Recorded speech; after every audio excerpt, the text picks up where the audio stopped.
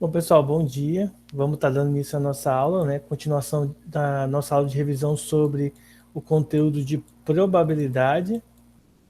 Então, a gente vai estar fazendo mais exercícios para a gente entender as regras de como calcular a probabilidade, pelo menos as regras básicas que geralmente estão associadas ao ensino médio, tá? Aí, o que vai acontecer? Eu peguei, que vai acontecer, né? Eu peguei aqui uma lista de exercícios, tá? De 2012, ela é antiga, desculpem, do colégio Pedro II, unidade de Cristóvão Tadeu, tal, do professor o Alto Tadeu. Se vocês pesquisarem aqui, vocês vão encontrar diversas listas de exercícios desse cara, desse professor, muito boas, tá, por sinal, que vão auxiliar vocês, né, no estudo aí, na preparação para o Enem, para os vestibulares, enfim. Desculpem aí. Então, eu vou estar pegando aqui a apostila dele, de exercícios, para a gente estar fazendo os exercícios aqui na nossa aula, tá? Vocês podem ver que tem o gabarito aqui, tá tudo bonitinho.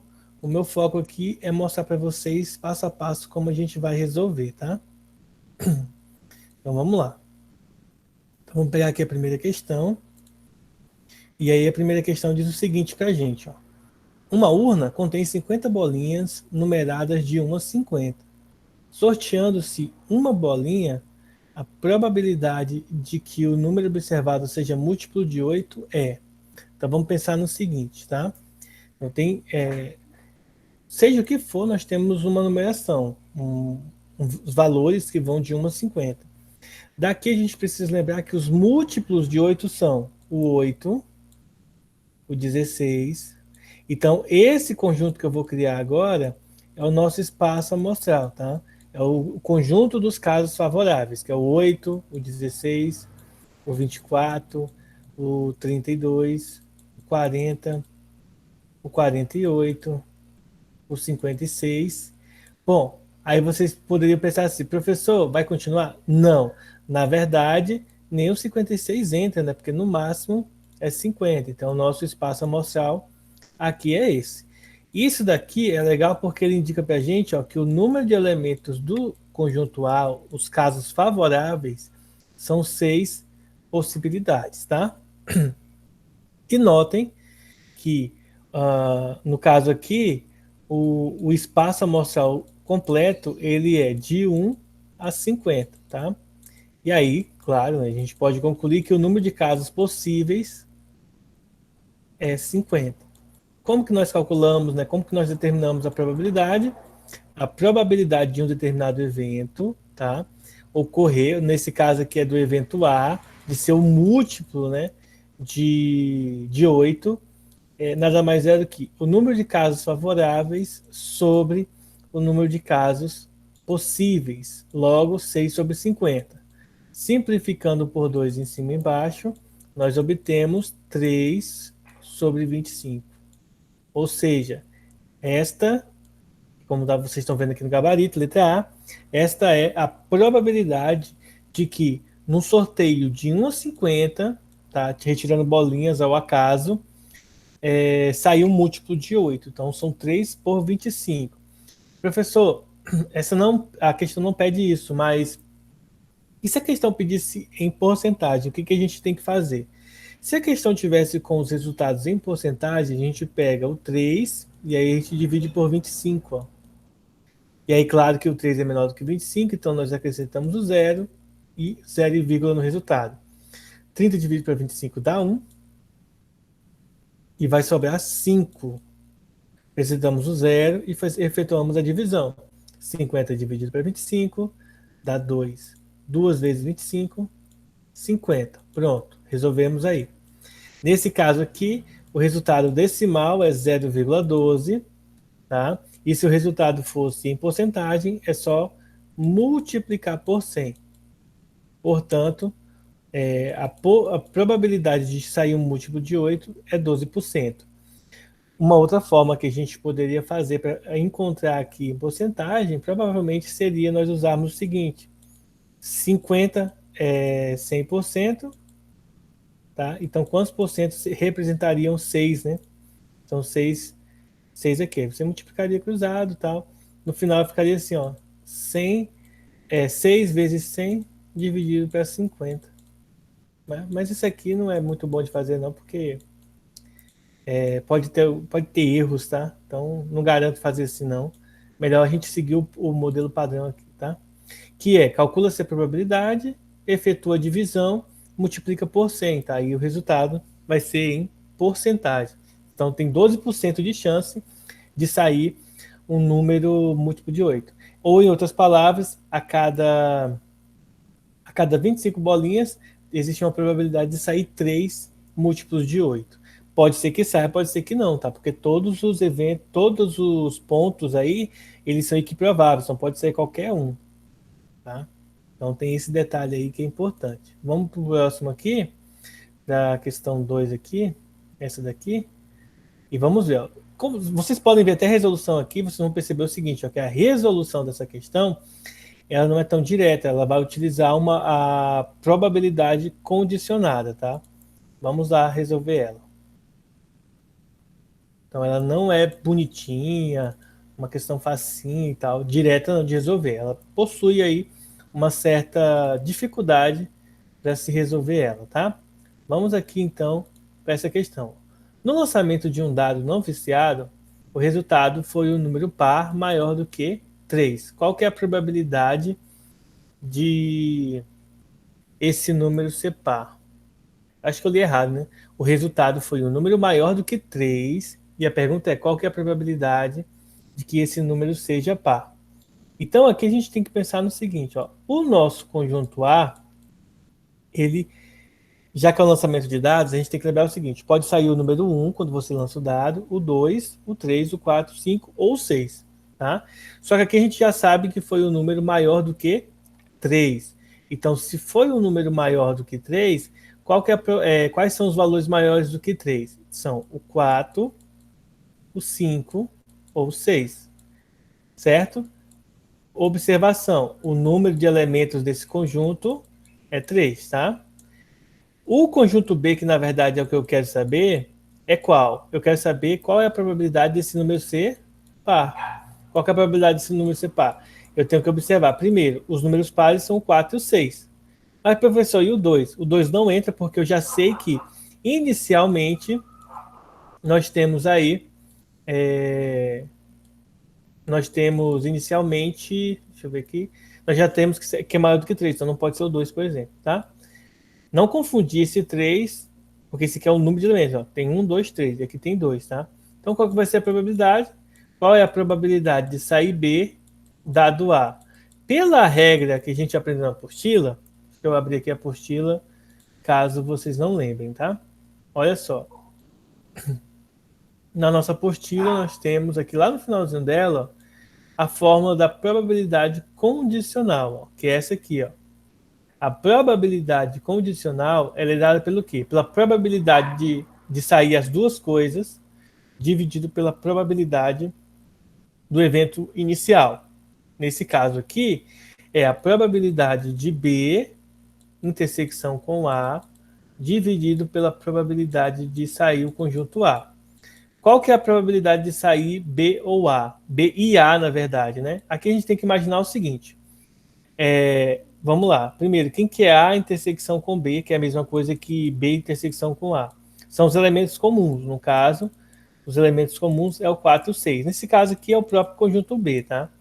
Então, aqui dentro, ó, qual que é a probabilidade de sair? Quantas possibilidades nós temos para sair o conjunto B, né? Seriam duas possibilidades. E o conjunto A tem 3 possibilidades. No caso aqui, a resposta é 2/3, tá? Então, ó, olhando aqui, né, recapitulando na apostila, a probabilidade condicional ela é qual? Ó? Sejam A e B dois eventos no espaço amostral, com a probabilidade de A ter que ser maior que zero. A probabilidade condicional de B dado A é definida por essa expressão, ou seja, é a probabilidade de ocorrer o evento simultâneo dividido pela probabilidade de ocorrer o evento A, certo? Vamos fazer um outro exemplo aí para a gente entender se a gente encontra outros valores, ok? Olha a carinha de vocês aí. Ver aqui a apostila. E vamos lá.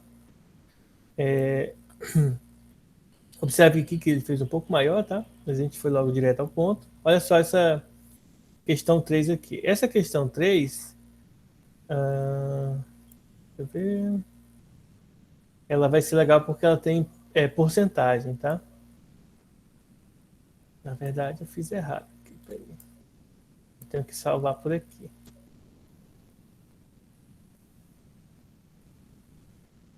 Então vamos lá. Então a questão 3 ela está aqui, ó. Numa comunidade de 1.000 habitantes, 400 são sócios do Clube A, 300 são sócios do Clube B e 200 são sócios de ambos, tá? Aí a pergunta é, escolhendo assim uma pessoa ao acaso, qual é a probabilidade de ser sócio de A ou B, tá? Isso aqui é legal porque é a probabilidade da união. Eu vou já remostrar para vocês como que a gente faz isso. Então vamos pensar o seguinte, ó. Esse círculo vai representar o conjunto A e esse outro círculo o conjunto que representa o clube B. Bom, de acordo com a questão, a gente vai começar de trás para frente, tá? Ele diz que 200 é sócio de ambos. Então eu tenho 200 pessoas aqui, ó. Ok? Bom, 300 são do clube B, mas 200 já estão aqui, então só falta 100, ó. Então tem 100 aqui que é só do B. E do A são 400. Como tem 200 aqui já, então fica 200 de ambos. Então tem 200 sócios aqui, somente de A, tá bom? Então, como no total tem 500 aqui e são 1.000 habitantes, existem 500 pessoas que não fazem parte do clube, tá? De nenhum dos dois clubes. Aqui no meio são os que pertencem aos dois, aqui do lado é o que pertence somente a um deles. E aqui fora, que não pertence a nenhum. Então vamos lá. Primeiro, como que eu calculo a probabilidade do ou, tá? Lembrem-se, o ou, como a gente viu nas aulas passadas, o ou representa a união do conjunto A e do conjunto B. E a probabilidade da união é dada pelo quê? Pela probabilidade de A mais a probabilidade de B menos a probabilidade de ocorrer os dois ao mesmo tempo, tá? E aqui nós vamos observar o seguinte. Primeiro, probabilidades do conjunto A são os casos favoráveis a A. No caso, tem 400 sócios no A, então é 400 dividido pelos casos possíveis, que são 1.000 habitantes. Então, eu venho aqui e coloco 1.000, tá? Alguma dúvida, pessoal? Mas, probabilidade de sair B é 300. Então, fica 300 sobre 1.000. Deixa eu ver aqui. Deixa eu ver como é que vocês estão aí. Muito bem, então tá bom. Pensei que vocês estavam com cara de taxa aí. É só o Gustavo que tá dormindo aí, mas tá de boa, né, pessoal? Então vamos voltar aqui. Menos a probabilidade da intersecção. Qual que é a probabilidade da intersecção? Se vocês notarem, tem 200 que pertencem aos dois. Então, 200 sobre 1.000. Agora é só resolver essa continha, ó. 400 mais 300, já que todos os denominadores são iguais, 400 mais 300 dá 700, 700 menos 200 vai dar 500, então 500 sobre 1.000. Aí observe o seguinte, ó, a resposta está em porcentagem, né? A resposta é essa, a gente vai já chegar nela. O que eu vou fazer aqui? Se você dividir isso aqui, ó, você vai encontrar 5 décimos, tá? Aí você divide aqui, fica 0,5. Aí é só multiplicar por 100. 0,5 vezes 100 dá 50. Portanto, 50%, tá? Só multiplicar por 100 aí, que nós encontramos aí. Bom, legal. Olha só, vamos recapitular aqui. Primeira questão, probabilidade direta, tá? É só você calcular casos favoráveis sobre os casos possíveis. Bem tranquilo.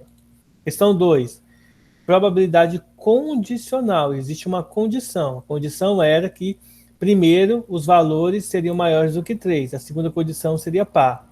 Então, probabilidade condicional. Terceira, probabilidade da união, tá? Quando a gente junta os conjuntos e quer saber dos dois ao mesmo tempo, de um ou do outro. Na matemática, isso é juntar tudo.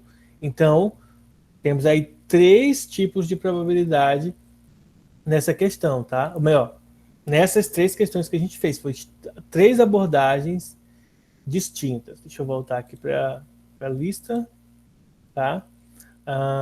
Vamos pegar aqui essa questão 4, que fala sobre o lançamento de moedas, tá? Então, vamos lá. Então, o que, que diz essa questão 4? Uma pessoa joga uma moeda 4 vezes. Qual a probabilidade de sair cara nas quatro jogadas? Bom, essa aqui é bem tranquila, mas imagine o seguinte, ó, que a letra K representa cara e a letra C representa coroa, tá? Então é o seguinte, quais são os tipos de lançamento que pode ocorrer? Pode ocorrer cara, 4 caras, cara, coroa, cara, coroa, cara,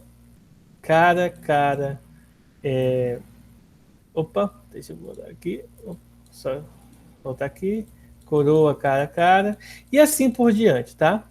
Se você for listar todos os valores possíveis do lançamento de 4 moedas, vão ser 16. Mas se a gente não precisar fazer o cálculo, a gente vai pensar no seguinte, ó, pensa no seguinte, na primeira jogada tem 2 possibilidades, na segunda, 2, na terceira, 2 e na quarta possibilidade tem 2, né? Pode ser cara, coroa. Então, o número de possibilidades, o número final, serão quantos? 16, tá?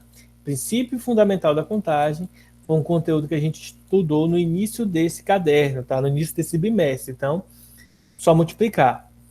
Então, a gente tem um número total de 16. Porém, a única possibilidade que existe de sair as 4 caras é essa primeira.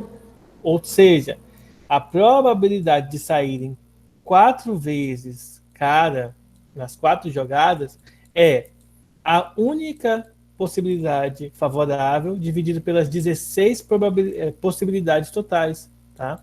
Ou seja, é uma probabilidade direta de se calcular, a letra D, tá? Apesar de parecer uma questão complexa, que a gente vai ter que fazer muita coisa, claro, se você for listar todas as possibilidades aqui, vai dar muito, tá? Muito mesmo. Então não é tão interessante de você fazer. É mais interessante você fazer como eu estou fazendo. Verifica quantas são as possibilidades separado para você não perder tempo, tá? Deixa eu ver aqui a hora. Então dá tempo da gente fazer mais questões. Vamos pegar aqui uma outra questão para a gente fazer. Vamos fazer a questão 5 aqui.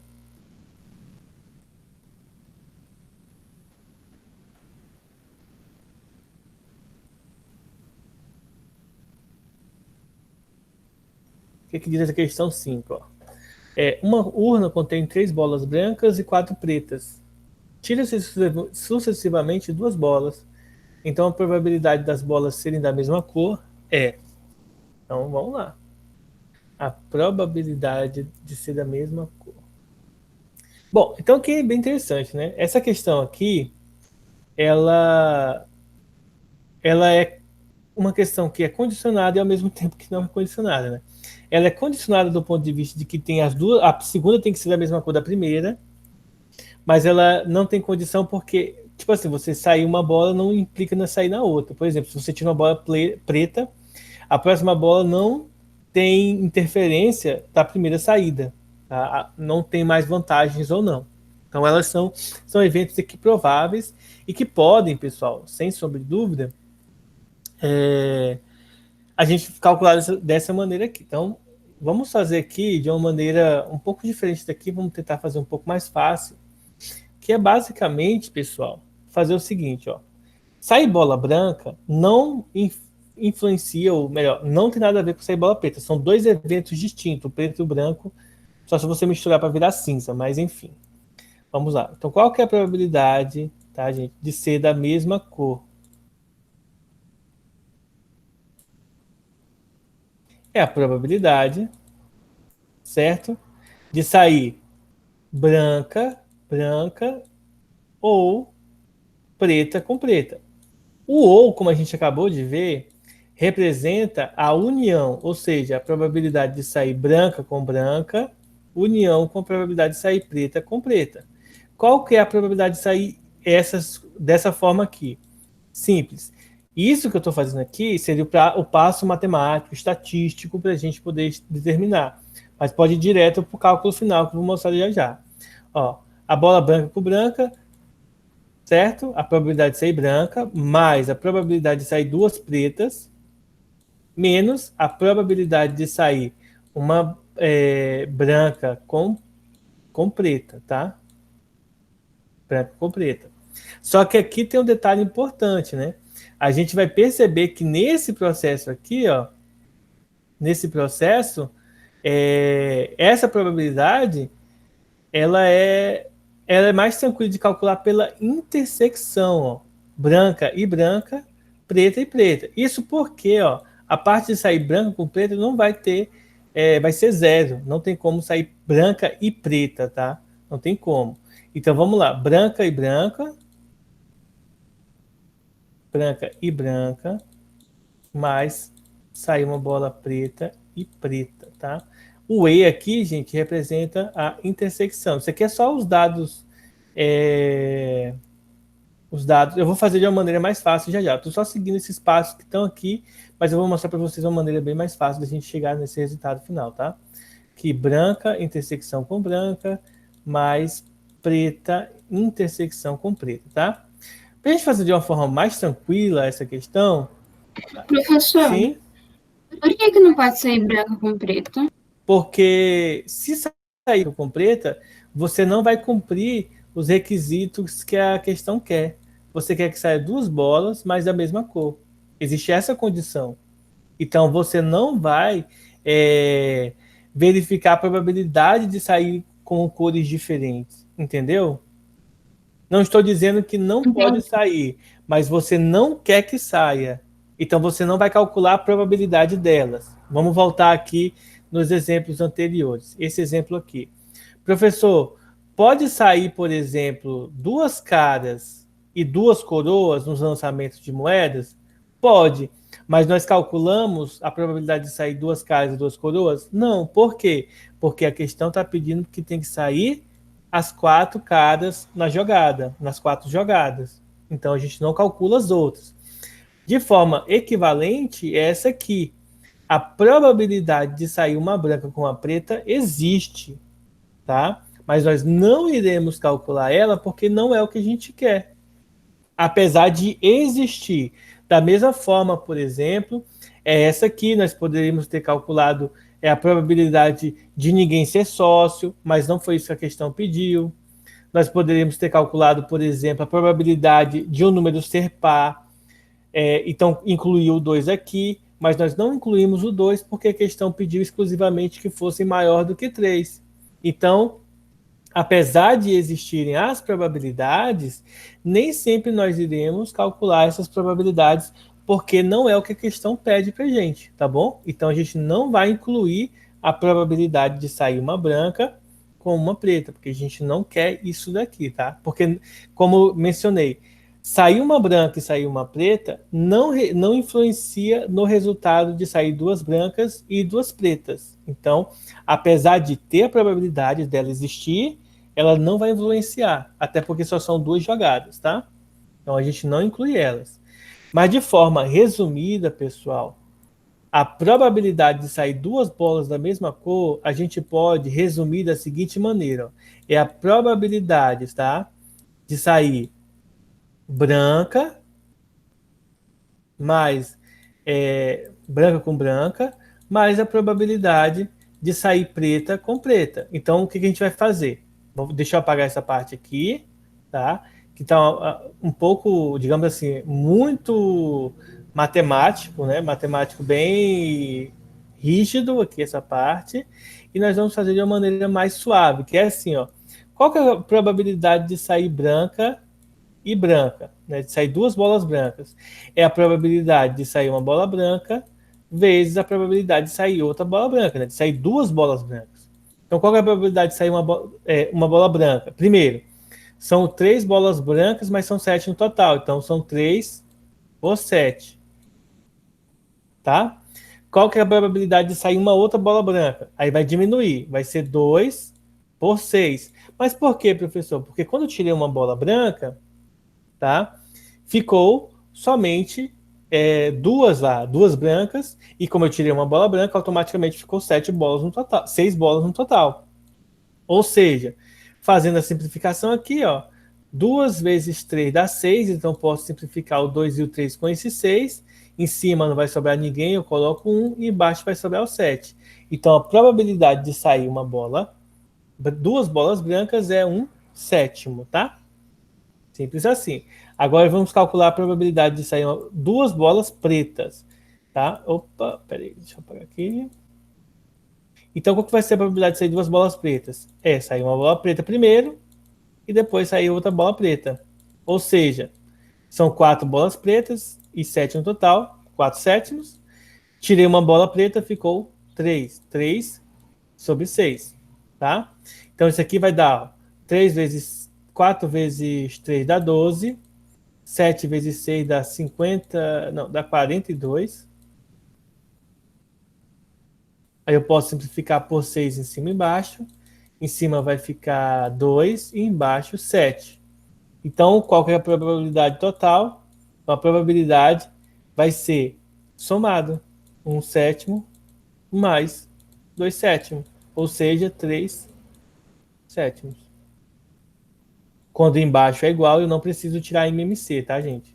Quando embaixo é igual, basta eu fazer repetição de baixo e somar os de cima, tá? Então, apesar de eu ter mostrado que tudo aquilo que tem aqui, ó, probabilidade de ser da mesma cor, que é a união dos dois, que é a intersecção da soma, que é toda essa continha aqui para chegar no resultado, é muito mais fácil eu mostrar para vocês usando essa regra aqui.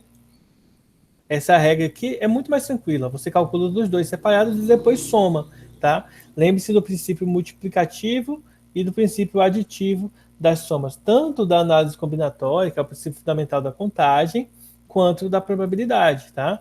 Professor, por que que aqui você multiplicou? Porque o E se transforma na multiplicação e o OU, que nós vimos aqui, o OU se transforma na adição. Tá? Então tem essas observações que nós aprendemos em aulas anteriores. Tá? Ele dá uma outra dica aqui, gente, ó, que a gente poderia usar o espaço amostral.